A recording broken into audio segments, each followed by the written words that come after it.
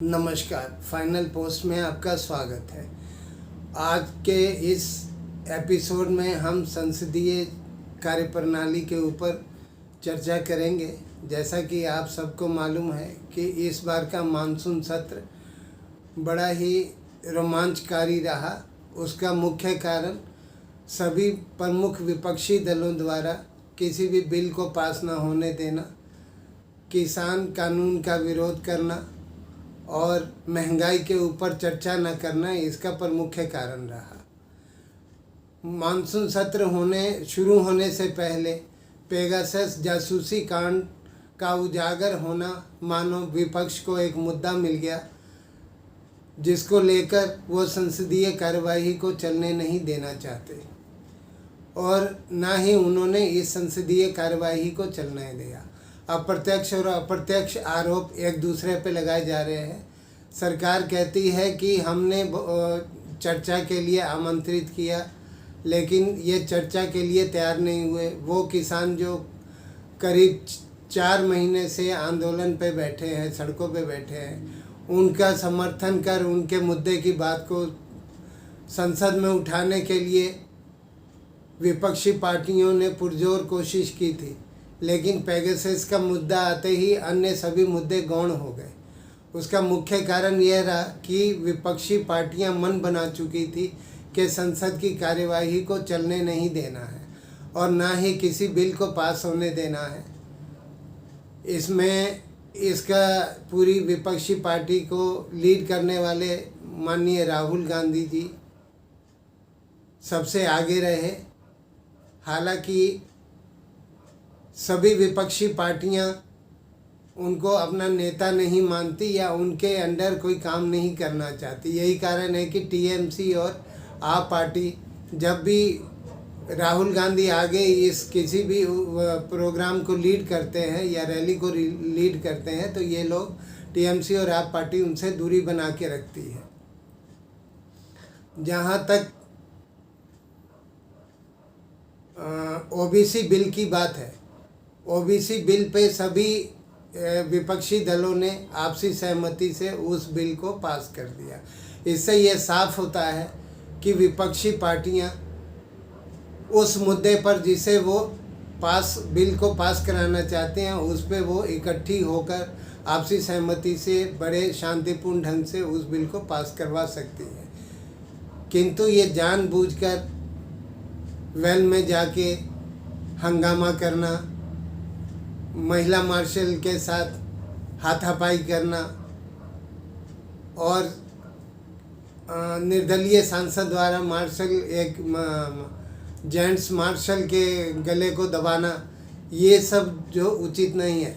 ऐसा नहीं है कि संसद में इस तरह के काम कभी नहीं हुए, वेल में इस तरह की बदतमीजी नहीं की गई। लेकिन इस बार तो सारा विपक्ष ही ये सोचकर मान कर बैठा था कि हमने इसको नहीं चलने देना, संसदीय कार्यप्रणाली को नहीं चलने देना, हमें संसद का मानसून सत्र को कामयाब नहीं होने चाहिए देना। यही कारण रहा कि कृषि बिल हो चाहे महंगाई का मुद्दा हो, किसी बात पर चर्चा नहीं की गई। सरकार द्वारा खुले तौर पर आमंत्रण किया गया सबको कि आप लोग आइए और हमसे चर्चा कीजिए। चर्चा के लिए इनको आमंत्रित किया गया, लेकिन किसी ने इस बात को तवज्जो नहीं दिया। उसका मेन कारण था कि इन्होंने पेगासस जासूसी कांड का एक ऐसा मुद्दा इन्होंने ले लिया जिसके पीछे अन्य मुद्दे गौण हो गए। अभी इस मानसून सत्र का जो 96 घंटे का जो कार्यकाल था, उसमें 74 घंटे इन विपक्षी पार्टियों की वजह से बर्बाद हो गए। सिर्फ 19 घंटे ही कार्य किया जा सका, वो 19 घंटे भी हंगामे के बीच गुजरे। सवाल यह उठता है कि प्रत्यक्ष रूप से अप्रत्यक्ष रूप से जो भी जिम्मेवार है, उनकी जिम्मेवारी तय होनी चाहिए, उनके लिए सजा का प्रावधान होना चाहिए और उनको पार्टी से निलंबित कर देना चाहिए। संसद में आने वाले सालों में उनको मना कर देना चाहिए। उनके संसद में आगमन पर रोक लगा देनी चाहिए। ऐसा नहीं है कि यह पहली बार हुआ है। 1989 में जब राजीव गांधी की सरकार थी तो इंदिरा गांधी की मृत्यु के समय ठक्कर कमीशन की रिपोर्ट के ऊपर विवाद हुआ, जिसमें करीब 63 सांसद को निलंबित कर दिया गया था। उसके बाद 2013 में धारा 374 के लेकर करीब 12 सांसद को इस संसद की कार्रवाई से निलंबित कर दिया गया। इसी तरह 2020 में कांग्रेस के 7 सांसदों को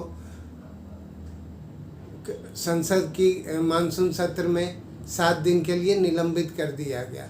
तो ये जो निलंबन थे या ये जो कार्रवाई संसद के अगेंस्ट कार्य करने के लिए जो इन सांसद की गई, वो इसलिए की गई क्योंकि विपक्ष और पक्ष दोनों की सहमति थी। दोनों गलत चीज़ के ऊपर एक सहमति बनाकर उसके बाद जो सांसद का आचरण इनके विरुद्ध होता था, संसदीय कार्य प्रणाली के विरुद्ध होता था, उस पर एक्शन लेने की बात करते थे। लेकिन आज स्थिति ये है कि संपूर्ण विपक्ष एक तरफ और सरकार एक तरफ है। संपूर्ण विपक्ष का एक ही एजेंडा है कि किसी तरह सरकार को घेरा जाए और जनता में यह साबित करने की कोशिश की जाए कि यह सरकार कोई काम नहीं करना चाहती, यह मुद्दों पर चर्चा नहीं करना चाहती। जबकि सत्यता तो यह है कि विपक्ष की कार्य प्रणाली और इनके द्वारा मार्शल के साथ की गई बदतमीजी, इनके द्वारा किए गए अभद्र व्यवहार को सारी जनता लाइव देख रही है।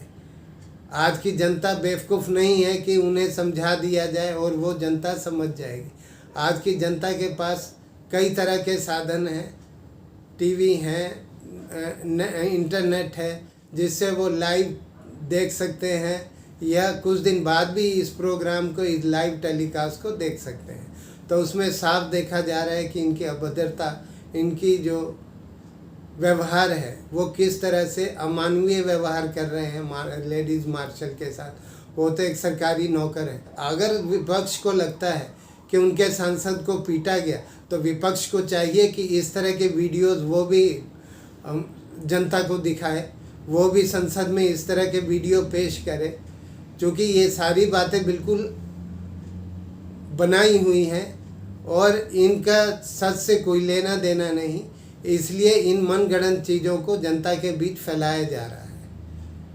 ये बात तो तय है कि सत्ता से दूर रहने की लालसा और 2024 में आने वाला लोकसभा चुनाव में हारने का डर, इन सबको एकजुट किए हुए हैं। और इनकी एक विशेषता ये भी है कि ये पार्टियां अभी भी एक दूसरे पर विश्वास करने को तैयार नहीं।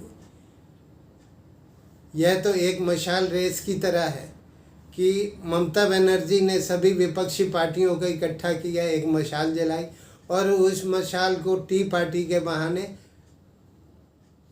राहुल जी लेके चल दिए और पेगासस के ऊपर विरोध के लिए इन्होंने सबको इकट्ठा किया। अब यहाँ यह देखने वाली मज़ेदार बात यह है कि वो पेगासस मुद्दे को लेकर जो इन्होंने जो ये हंगामा किया, क्या वो उचित है? वो कहीं से भी उचित नहीं है। उसका कारण ये है कि ये जितना पैसा, ये जितना खर्च हो रहा है संसदीय कार्य प्रणाली में और मानसून सत्र में, ये जनता का टैक्स का पैसा है। इससे इनको कोई लेना देना नहीं। किसान की बात करते हैं, किसान सड़कों पर बैठे हैं, सर्दी में, गर्मी में, वो किसान जो बैठे हैं, अगर आपको उनके हित की ज़रूरत है तो आप चर्चा करते। जब सरकार कह चुकी है कि वो बिल वापस नहीं करेगी तो आप उस बिल पर चर्चा करके उसका समाधान निकालें। लेकिन जब विपक्ष ने मन बना लिया कि संसद चलने नहीं देना, कोई बिल पास नहीं होने देना, तो यह कैसे माना जा सकता है कि इन बिलों को अटकाया नहीं जाएगा या किसानों के हित की बात की जाएगी। किसानों का हित की बात करने वाले ना तो उस पर चर्चा करते हैं। आज कोविड महामारी के ऊपर कोई चर्चा नहीं होती, उसके लिए क्या उपाय करने हैं, उसके लिए क्या क्या सुझाव चाहिए, उन पर भी कोई चर्चा नहीं होती। तो ये साफ रूप से देखा जा रहा है कि ये विपक्ष का सब एकजुट होना, किसी भी कार्य को नहीं होने देने के लिए एकजुट होना है। इनको, विपक्ष को क्या लगता है कि इनकी छवि अच्छी बन रही है जनता के बीच में? नहीं। जिस तरह की इनकी कार्यप्रणाली है और जिस तरह का आचरण इनका संसद में देखा गया, उसे कोई भी जनता कतई बर्दाश्त नहीं करेगी। और यही कारण है कि कांग्रेस की नैया तो पहले डूब ही चुकी है, और राहुल के पीछे आकर जो ये अन्य पार्टियां, जो विपक्षी पार्टियां इस तरह का आचरण कर रही है, वो कहीं ना कहीं अपनी छवि भी धूमिल कर रही है। यहाँ यह भी ज्ञात करना होगा कि राहुल गांधी भले ही कितने अच्छी लीड कर दें, कितना अच्छा स्पीच बोल दें, लेकिन उनको अभी इस राजनीति में अभी बहुत कुछ सीखना है। सिर्फ बड़बोलापन या सिर्फ किसी पे आरोप लगा देना मात्र से राजनीति नहीं हो सकती। उनको अपने ही पार्टी के जो सीनियर नेता हैं, खड़गे जी जैसे, उनसे कुछ सीखना चाहिए। इसलिए मेरा ये मानना है कि सभी पार्टियों को इस पर विचार करना चाहिए। जनता के पैसे को इस तरह बर्बाद नहीं करना चाहिए। और राहुल जी अगर सही बात कहते हैं तो उसका समर्थन करें, लेकिन जिस बात से अन्य पार्टी की छवि खराब होती है, अन्य पार्टी को नुकसान होने की संभावना रहती है, उस चीज़ से दूर रहे तो उनके लिए बेहतर होगा। यह तो सरकार अब इनके ऊपर आरोप लगा रही है, इन्होंने संसद नहीं चलने दिया, और ये सरकार पे आरोप लगा रहे हैं कि इन्होंने चर्चा नहीं होने दी। अब असलियत क्या है या सही बात क्या है, वो जनता भी समझ रही है। और आने वाले 2024 के चुनाव में और उससे पहले 2022 के यूपी और अन्य 5 जो विधानसभा चुनाव होने हैं, उसमें जनता ये दिखाएगी कि अन्य विपक्षी पार्टियां क्या चाहती हैं और वो देश को किस ओर ले जाना चाहती हैं। इसलिए मेरा और आम नागरिक का इन सभी विपक्षी पार्टियों और सरकार से यही अनुरोध है कि मिलजुल कर इस किसी भी समस्या का हल निकाला जाए। ये कोई समस्या का हल नहीं कि विपक्षी पार्टी ने शुरू से ही मन बना लिया कि संसद नहीं चलने देंगे, तो चर्चा का सवाल ही नहीं उठता। किसी समस्या का हल करने का कोई वो फ़ायदा हो, हल करने का कोई फ़ायदा हो, वो बात ही नहीं उठती। जब समस्या ही हल नहीं होगी, जब कोई मुद्दा ही नहीं उठाया जाएगा, जब मुद्दे पे चर्चा नहीं की जाएगी, तो उसके बाद क्या होगा? उसके बाद यही होगा कि वो जो कार्यप्रणाली, वो जो मानसून सत्र जिस काम के लिए रखा गया, वो सब बेकार चले गया। 19 घंटे चली ये मानसून सत्र, और ये विपक्ष भारत को किस ओर ले जाने की ओर अग्रसर है, इसको भी समझना होगा।